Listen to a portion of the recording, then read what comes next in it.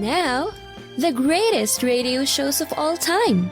Suspense. The Shadow Node. Washington calling David Harding, counter-spy. Classic radio theater. The Great Gildersleeve. Fibber McGee and Molly. Dragnet. Gunsmoke. The Lone Ranger. Now, step back into our time machine with your host, Wyatt Cox. Good evening, friends of the Inner Sanctum.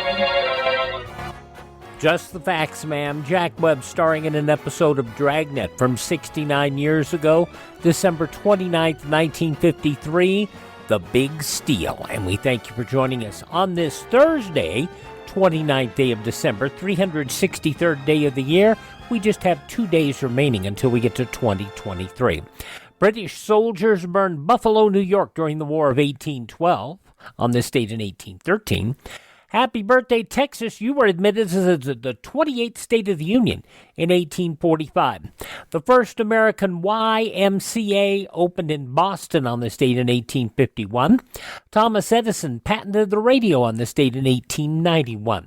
The first college basketball game in New York City's Madison Square Garden played in 1934 between the University of Notre Dame and New York University. In the Second Great Fire of London, the Luftwaffe firebombed London, killing almost 200 civilians. President Roosevelt tried to convince Americans Hitler's plans of aggression did not stop at the shores of the Atlantic. Never before, since Jamestown and Plymouth Rock, has our American civilization been in such danger as now. We must be the great arsenal of democracy. For us, this is an emergency as serious as war itself. President Roosevelt on this date in 1940. An Eastern Airlines Lockheed TriStar crashed on this date in 1972 on approach to Miami International Airport, 101 people killed. In 1975, a bomb exploded at New York City's LaGuardia Airport, 11 people killed. There were bodies, people bleeding, people with blankets over their heads. They were putting injured people in ambulances, just mass confusion, smoke all over the place. Now, the bombing was never solved. Several suggested perpetrators, although investigators and historians alike believe Croatian nationalists the most likely suspects. 1997, Hong Kong began to kill all of the nation's chickens, 1.25 million, to stop the spread of a potentially deadly influenza strain. 2002, Cincinnati's Riverfront Stadium, also known as Synergy Field, demolished. And in 2017, 12 people killed when an apartment building in the Bronx accidentally set on fire. Passing away on this date in history, wonderful musician Paul Whiteman, also actor Earl Hindman of lung cancer, jazz trumpeter Freddie Hubbard, and pro wrestler Dr. Death, Steve Williams. Fine competitor who his only time in the WWE was just absolutely horrific. It was one of those things, again, where Vince McMahon tried to package somebody up in a way that didn't reflect them at their best. You know, it's amazing how these pro wrestlers can have such a tremendous time. And I think this is changing now with the new administration in the World Wrestling Federation, World Wrestling Entertainment. But back in the day, Vince McMahon never wanted to hear anything or see anything from these guys. And if you were in the if you were in World Championship Wrestling or Mid-South Wrestling, you ended up having to be a completely different character than you were. It was sad. Born on this date in history, inventor Charles Goodyear, President Andrew Johnson, Pablo Casals, also Mary Tyler Moore, and Roger Voudouris, all born on this date in history. Birthday number 83 for actor Jon Voight. Singer Marianne Faithfull is 75. From Cheers, Becker and the Good Place, Ted Danson is 74. Singer Yvonne Elliman, 70 years old today. Comedian Paula Poundstone, 62. From the talented Mr. Ripley, Jude Law, 50. From Ray Donovan, Catherine Monig is 45. From Community and Glow, Allison Brie, very funny lady, 40 years old today. Country pop singer Jessica Andrews is 39. Billy Joel and Christy Brinkley's daughter, Alexa Ray Joel, is 36. And from Shameless and Castle Rock, Jane Levy is 33. Those just a few of the people who celebrate the 29th day of December as their birthday. And if this happens to be your birthday... Hi, we're the Four Freshmen, and we just want to say... Happy birthday to you. And from 69 years ago today, December 29th, 1953, Dragnet. I'm Wyatt Cox. Thanks for tuning in on this Thursday edition of Classic Radio Theater with Wyatt Cox on your favorite radio station. Thanks so much for tuning in to Classic Radio Theater with Wyatt Cox on this Thursday. Now, as promised, Jack Webb starring in an episode of Dragnet from 69 years ago, December 29th, 1953, The Big Steal.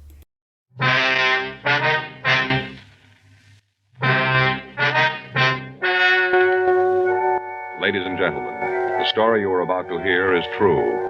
The names have been changed to protect the innocent.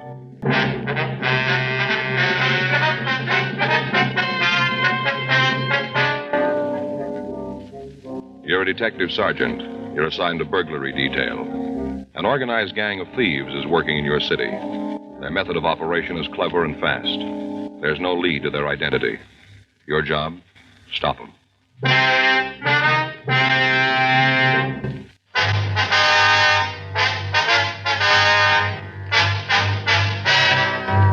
Dragnet, the documented drama of an actual crime. For the next 30 minutes, in cooperation with the Los Angeles Police Department, you will travel step by step on the side of the law through an actual case transcribed from official police files.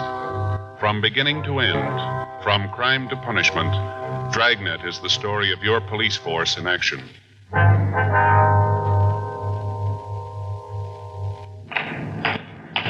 It was Tuesday, May 7th. It was warm in Los Angeles. We were working the day watch out of burglary detail. My partner's Frank Smith. The boss is Captain Bernard. My name's Friday. We were on our way out from the office, and it was 9:46 a.m. when we got to the corner of Beverly Boulevard and Fountain Streets. The Brighton Arms Apartments. 12A, isn't it? Yeah.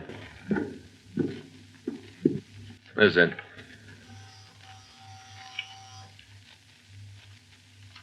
Want to try it again? Yeah. Just a minute. Yeah? Miss Anderson? Yeah, that's right. Police officers. This is my partner, Frank Smith. My name's Friday. Oh, yeah, come on in. Thank you. Thanks very much, ma'am. Sit down, I'll put some coffee on. All right.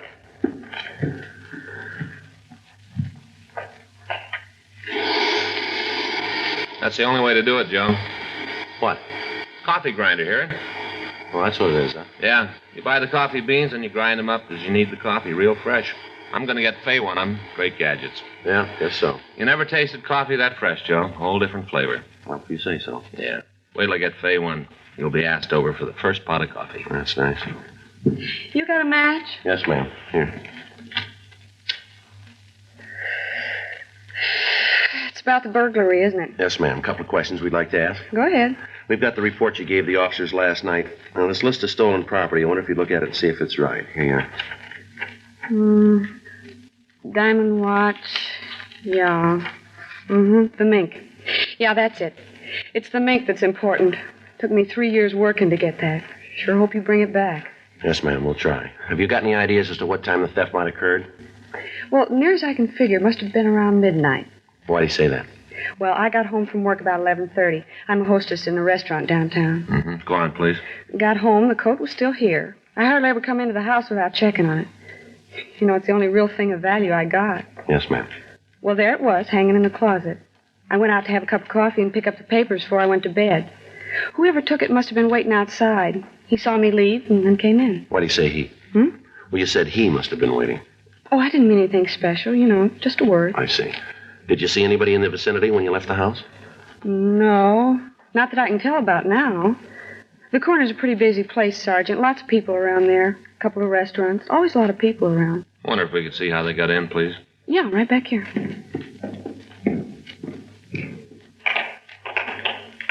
Here, you see, they cut the screen on the porch door and then just reached in and opened it. Top half of the door. You had it like this, did you? Yeah, you see, you just flip these two little things and the glass part of the door comes out. Always take it out on warm nights. Anything else in the apartment disturbed? Not that I could tell. Seems that they just went into the bedroom and took the coat. That and the watch and the other stuff. But it's the coat that's important. Yes, I understand. A mink coat means something special to a girl. I told you it took me 3 years of saving before I could buy it. It's a long time to do without things, Sergeant. An awful long time. Yes, ma'am. I only had the coat 3 days, and this happens. Just 3 days. Hardly even had a chance to wear it. Is the coat insured? I think so. Ma'am? Well, I just got it. I think it's insured. I have to check with the salesman. I told him I wanted the coat covered. Boy, I just hope it's in effect. Beautiful coat. Just beautiful. Silver blue. Cost me almost $4,000. Come right down to it, that's about $1,000 a day. We have the serial number here for the watch. Now, is there any way you could identify the coat for us? Certainly. All I have to do is look at it. I can tell. Well, yes, ma'am. But is there any mark, any type of label that would help us in identifying? Oh, yeah, I see what you mean. Well, there's a store label. You could tell by that. Oh, that's probably one of the first things the thieves will take off. Well, I suppose so. Well, there's my initials. They can't get those out. Ma'am? I got my initials on some of the pelts. Had it done when I got the coat. Had it marked right on the skins under the lining. My initials, J.A. You could be able to tell from that. Could you draw the initials for us? Yeah. Wait a minute. I'll get a piece of paper. Now, here, Miss Anderson. You can use this. Oh, thanks. His pencil. Okay. But you see, it's sort of like this. J.A. Like that. Mm-hmm. Would you draw the coat and show us where the initials are? Sure. You see, here's the sleeves. Then the body part comes down like this. Mm-hmm. The hem's here, and the initials are right there. Mm-hmm. All right, Miss Anderson. This is exactly how the initials are. Oh, there goes a coffee. Can I give you a cup? No, thanks. No, thanks. Well, excuse me a minute, huh? Yes, ma'am. Do you really think you're going to get it back? Well, we're going to try. Did the men who were here last night get any clues? Beg your pardon? The men who were here last night, did they find anything that'd help? Not a great deal, no, ma'am. Well, I sure hope they find my coat. I just hate to think about it. What's that, ma'am? All that time. 3 years working to save for a coat. Then just to have it 3 days. You know how the models in the magazines kind of drag a mink coat along the ground? You know, sort of over their shoulders? Yes, ma'am, I guess so. Well, I just had it 3 days, you know. Yeah. I didn't even learn how to do that.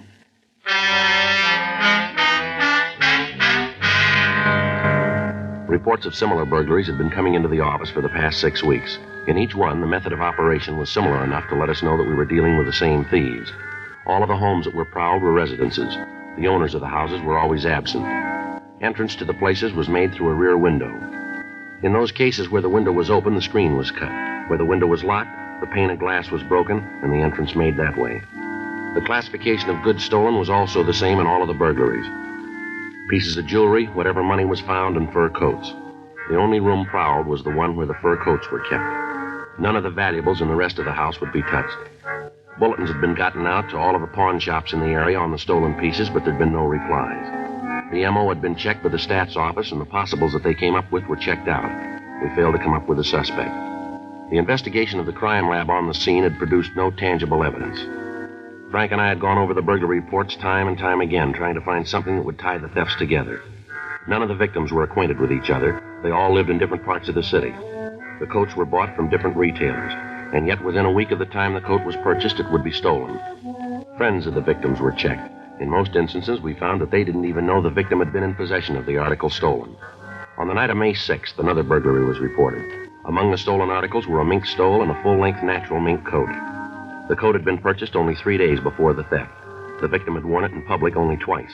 After going over the physical evidence at the scene and talking with the woman, we were no further than we had been. Saturday, May 11th, Frank and I checked into the office. Another one that doesn't go anyplace. Yeah, you want to get the reports out? Yeah. You know, Joe, there's got to be something to tie them all together, something in common. Well, if we come up with that, maybe we got the answer. You see the bunch down by Chief Brown's office when we came in? Yeah? I recognize one of them. Yeah, who? Insurance man. They'll most likely be down here when we get through talking to Chief Brown. What's it figure the thefts have cost him? A little under $47,000. Well, you stand that kind of loss, you'd do some yelling, too, wouldn't you? Suppose. Funny none of the stuff's turned up. Well, it isn't doing them any good unless they sell it. I get it. Burglary Friday. Yeah, it is. Mm-hmm. What's your name? What? Oh, where are you now? Mm-hmm. All right. No, we'll be right over. Right. Well, maybe we got one. Yeah? Woman. Says she wants to talk to us about a stolen fur coat. The woman gave the name of Wilda Chandler. She said that she had some information for us and asked us to meet her in a bar at the corner of St. Andrew's Place and Las Palmas Avenue. It took us 23 minutes to get there. See her? No, we better ask the bartender. Yeah. Yeah? Is there a Miss Chandler here? Chandler? That's right. She just called. Said to meet her here. Might be her in the back booth. Didn't give no name. Back booth. Thank you. Hey, wait a minute. Yeah. If it's her, your friend, will you do me a favor? What's that? Try to get her out of here. What do you mean? Get her out of here. All she's been doing is sitting back there playing that song. Playing the song, ordering doubles. We ain't got a girl in here this time of the morning. I gotta carry the orders back to her. Got a lot of other stuff to do. All right, we'll see about it. Well, if you can't get her out, at least talk her into sitting up here at the bar so I don't have to walk, huh? Yeah, sure. Thanks. Miss Chandler? Sit right down, boys. Been expecting you. All right. This is my partner, Frank Smith. My name's Friday. You just betcha. Glad to meet both of you. Talked to you on the phone, didn't I? Yes, ma'am. Yeah, never forget a name. How about a drink for you two boys? No, ma'am. Thank you.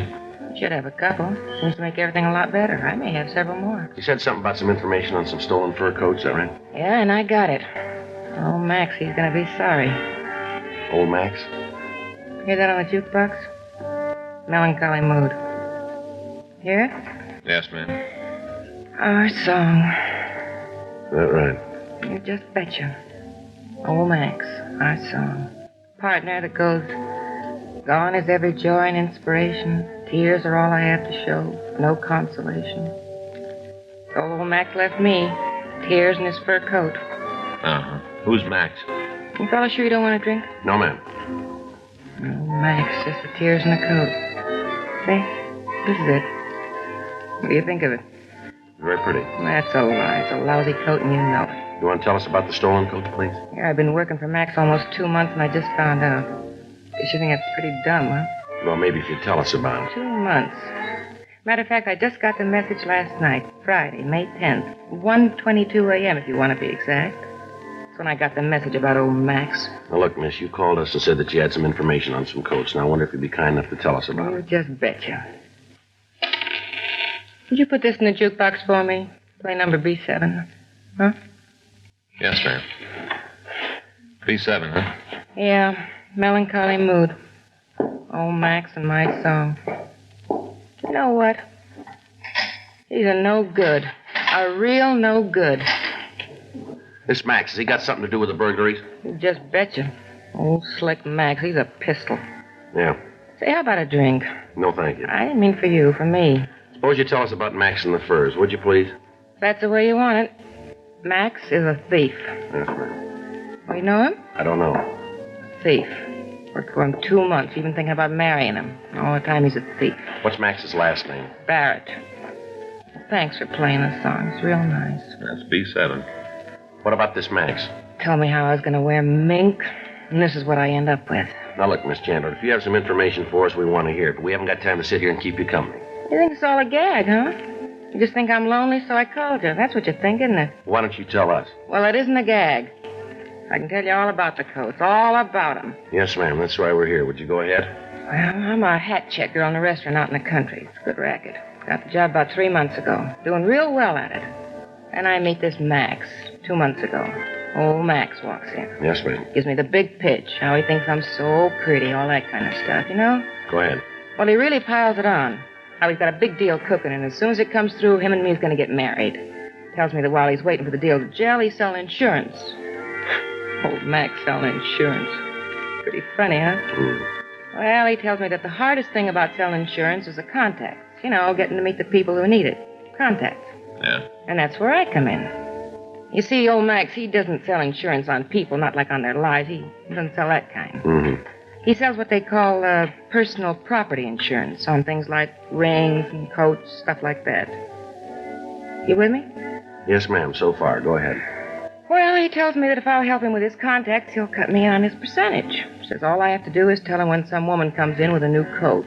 Her name and address, and he'll go see her and make the sale. It's me simple. All I gotta do is get the names and addresses. Did you do it? Sure. How dumb can you get? I gave him the names and addresses. I know there was anything wrong. Can you tell us what names you gave him? I got every one of them. Got them at home. You can have them. When'd you find out he wasn't an insurance salesman? Last night, 1:22 a.m. I wasn't feeling so good, so I took off from work.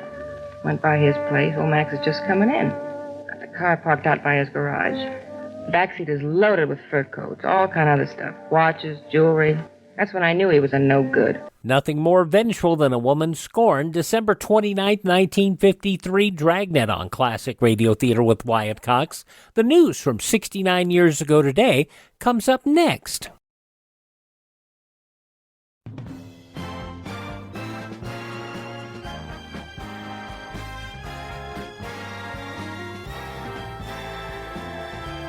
Thanks for making us part of your day here on Classic Radio Theater with Wyatt Cox. We're listening to an episode of Dragnet going back 69 years to Tuesday, December 29th, 1953. In the newspapers of that Tuesday 69 years ago, these are some of the headlines. President Eisenhower yesterday called Democrat leaders for the first time in direct consultation on his 1954 legislative goals, setting a January 5th date for bipartisan talks on foreign policy and national defense. Congressional minority leaders, as well as the Republican leaders of both houses, will meet with the president in the White House 2 days before Eisenhower delivers his State of the Union message. The president's decision underscores the close division of two parties in Congress. Meanwhile, Democrats agreed yesterday that President Eisenhower, the invitation to a White House conference was a nice gesture. But they expressed doubt, though, that they will be given a voice in shaping administrative programs.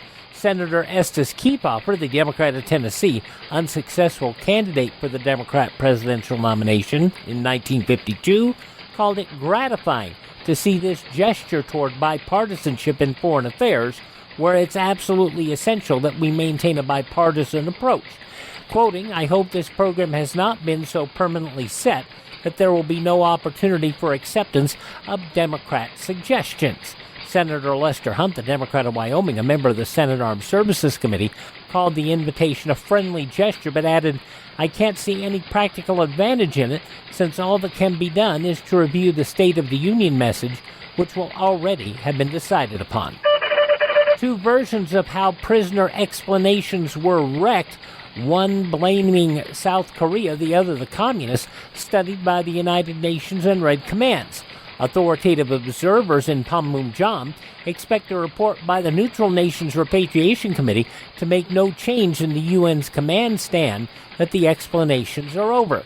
Step Up Red demands that the explanations be resumed and draw new fire from the South Korean government at India, whose officials headed up supervision of the explanations and guarded the prisoners.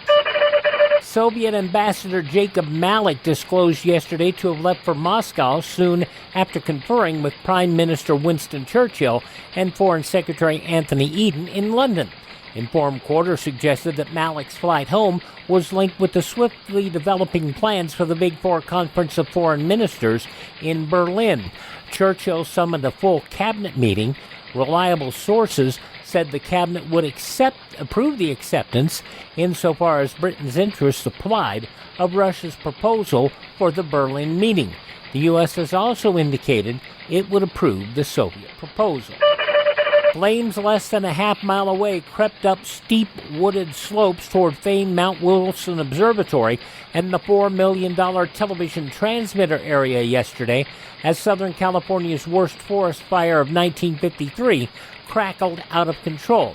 Already this fire, 12 miles east of Los Angeles, and another one 20 miles farther east, have forced 2,500 people from their homes and are believed to have destroyed 136 vacation cabins, both fires in the San Gabriel Mountains. A majority of some 300 economists in conference in Washington agreed yesterday the country is having an orthodox recession, mild but general, and carrying with it a cut in production and payrolls.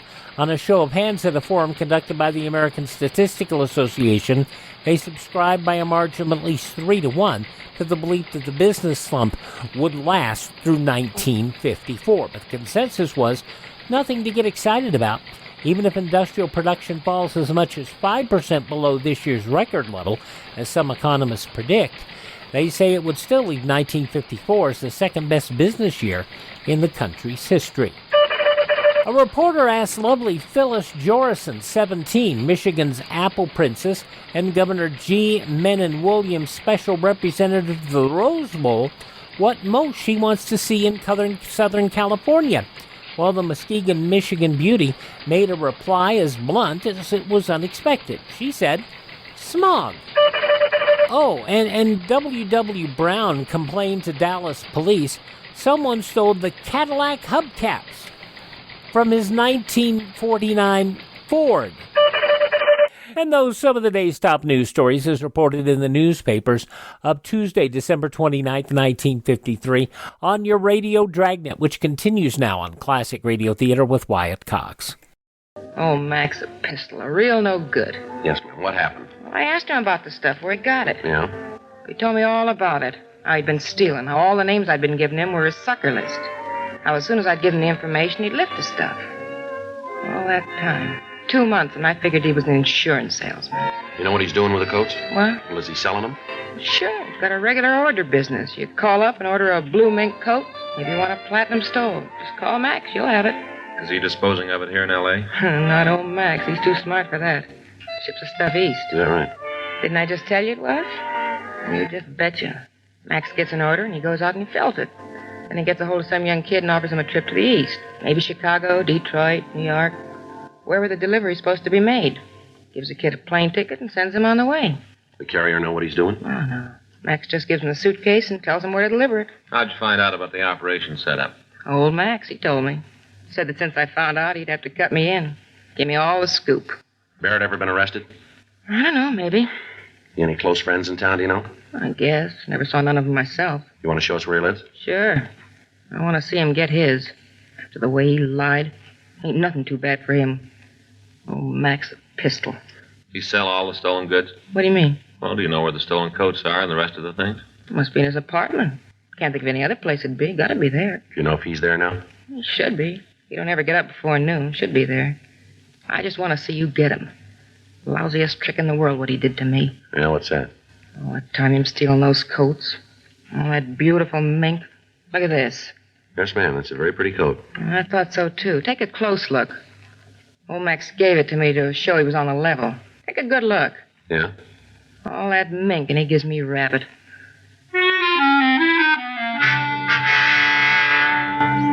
Before we left the bar, we put in a call to R&I asking if Max Barrett had a police record. The office told us that there was none in our files.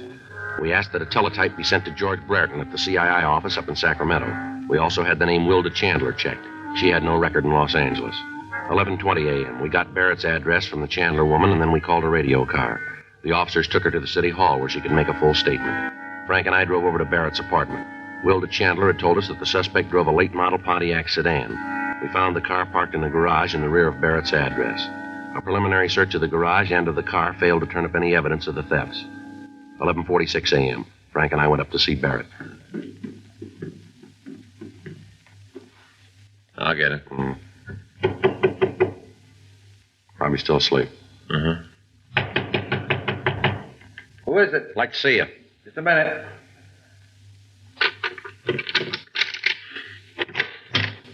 Yeah? You Max Barrett? Yeah, who are you guys? What do you want? Police officers. We'd like to talk to you. Get out. Hold it, mister. All right, now come on your feet, Barrett. What's this all about, anyway? What are you guys doing breaking in here like this? You want to check the closets, Frank? Right. You got no right to come in here and do this. What are you looking for? I got nothing to hide. You didn't act that way when we came in, did you? How'd I know you were real cops? You read all the time in the papers how guys say they're cops and then break in and rob people. That's what I thought you were. Only cops. We showed you our identification, didn't we? Well, how'd I know it was real? You've never been mixed up with the law before. How'd I know you were really cops? How about it? Place is clean. Sure, it's clean. What'd you expect to All find? right, come on, get dressed. We're taking you downtown. For what? We want to talk to you. Any talking you got to do it here. I'm not going any place with you. You just keep believing that, mister. Now get your clothes on. Come What on. are you arresting me for? Suspicion of burglary. Are you serious? Get dressed.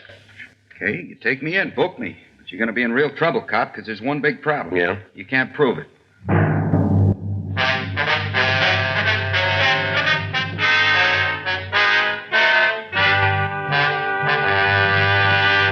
You are listening to Dragnet, the authentic story of your police force in action. From 69 years ago, December 29th, 1953, Dragnet on this Thursday. Classic Radio Theater with Wyatt Cox on your favorite radio station. On Friday's Classic Radio Theater, we'll keep the focus on crime with an episode of Calling All Cars from 84 years ago, December 30th, 1938. Three Faces West. Three 16-year-old boys have committed a murder, and they are armed and dangerous. That's coming up on Friday's Classic Radio Theater. But right now, let's wrap up this episode of Dragnet and the Big Steal from 69 years ago, December 29th, 1953.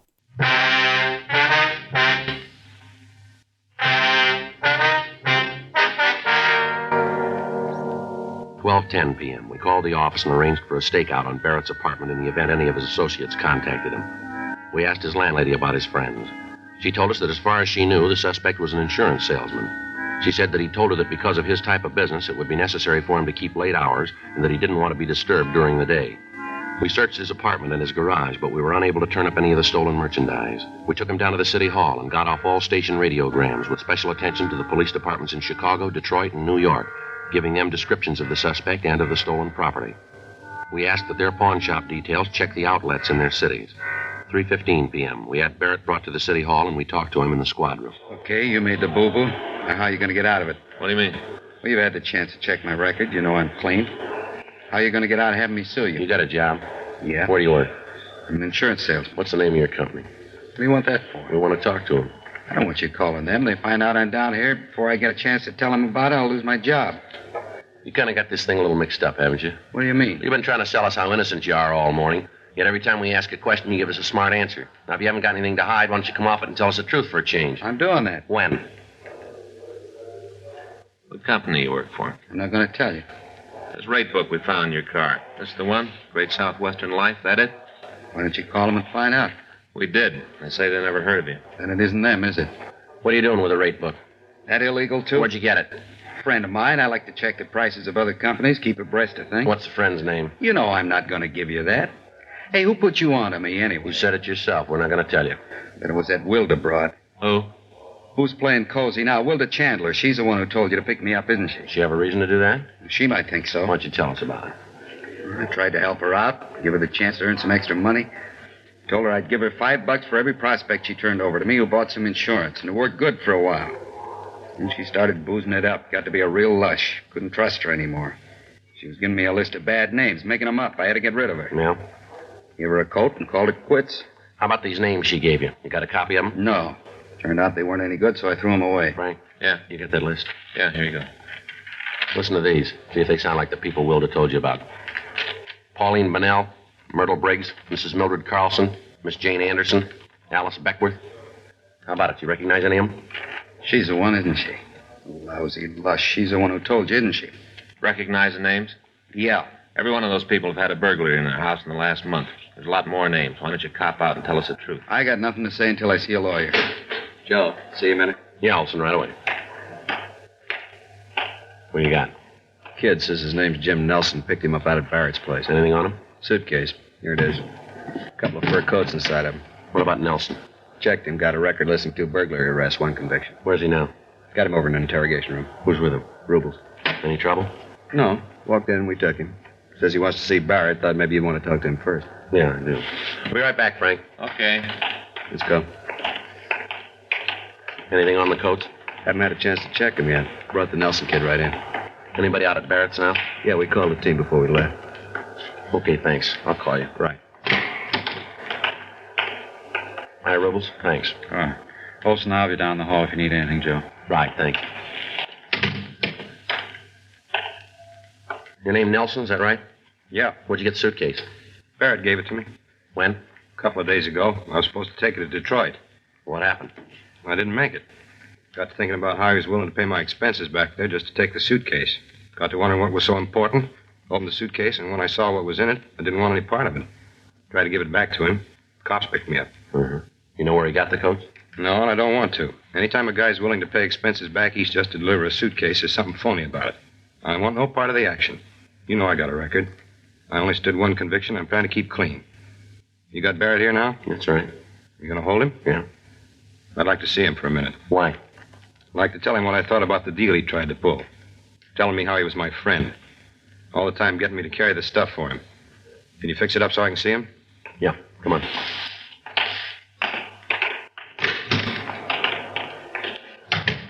You gonna be able to nail him? We will now. You imagine a guy would pull a stunt like that on his friends? A guy'd do that, do about anything. Yeah.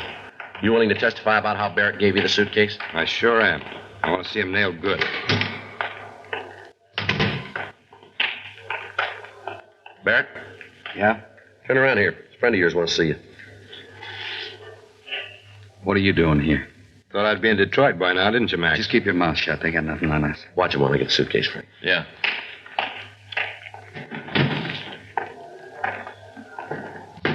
How about it? You ever see this bag before, Barrett?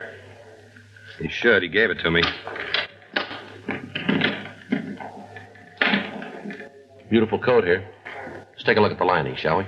I don't know anything about those. A guy sold them to me. I don't know where they came from. How about it? It's right there, initials J.A. You want to tell us now, Barrett? Barrett? Lousy kid. I should have known better than to trick you. Come on, let him go. Let him go. Bust his nuts. Sit down, both of you. Sit down, Barrett. Punk kid. Going good until he stuck his nose into it. All going good. How lousy can a deal get? Well, I wouldn't worry about it. What? You're going to find out.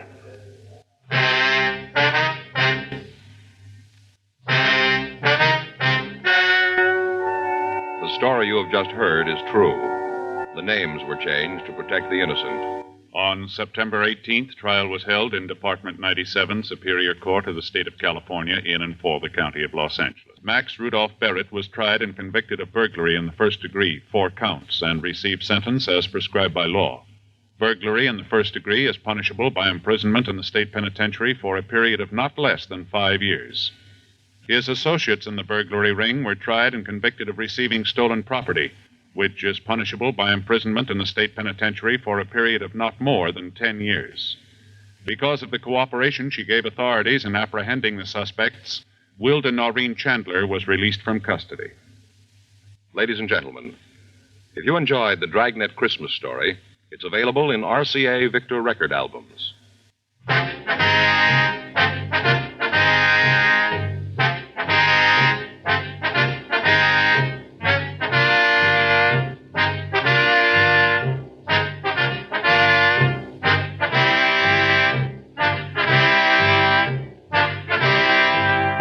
You have just heard Dragnet, a series of authentic cases from official files. Technical advice comes from the Office of Chief of Police W.H. Parker, Los Angeles Police Department. Technical advisors, Captain Jack Donahoe, Sergeant Marty Wynn, Sergeant Vance Brasher. Heard tonight were Ben Alexander, Carolyn Jones, Vic Perrin, Lillian Baia. Script by John Robinson. Music by Walter Schumann. Hal Gibney speaking. Watch an entirely new Dragnet case history each week on your local NBC television station. Please check your newspapers for the day and time. We've talked about the amazing franchise that Dragnet became, not only setting a type for police procedurals to follow, but actually the way this Dragnet itself became such a franchise. Being on the radio for so many seasons, from 1949 to 1957, but then also on television from 1951 to 1959, then being revived by Jack Webb in 1967 for another 4-year run, and then movies. Of course, the 1954 Dragnet film, a 1966 made-for-TV movie that initiated bringing Dragnet back to television, and then a 1987 comedy version of Dragnet starring Dan Aykroyd doing quite the parody of Joe Friday. And then a 1989 series, The New Dragnet, in first-run syndication in tandem with the new Adam 12, both out of Webb's original organization. And then L.A. Dragnet in 2003 for 12 seasons, and it just did not work out. But I have to tell you that to this day, the impact that Jack Webb and Dragnet had on bringing you what went on in police departments actually was quite solid. Dragnet from December 29, 1953, here on Classic Radio Theater with Wyatt Cox. Thank you so much for making us a part of your day. I really appreciate you being with us. Thank this station, support their advertisers. Their kindness and courtesy allow us to be with you each and every Thursday at this time. If you miss a day, you don't have to miss a single show. All of our shows are available on demand at my webpage, classicradio.stream. That is classicradio.stream. Stream our shows. We have a list of podcast apps that have our shows available as well. You can find our social media links. You can learn how to build a classic radio collection of your own. You can contact me there. And if you'd like, you can buy me a coffee. The Buy Me a Coffee money helps us keep our classic radio program distribution channels up and running, and it also, more importantly, helps us acquire additional classic radio collections to bring you.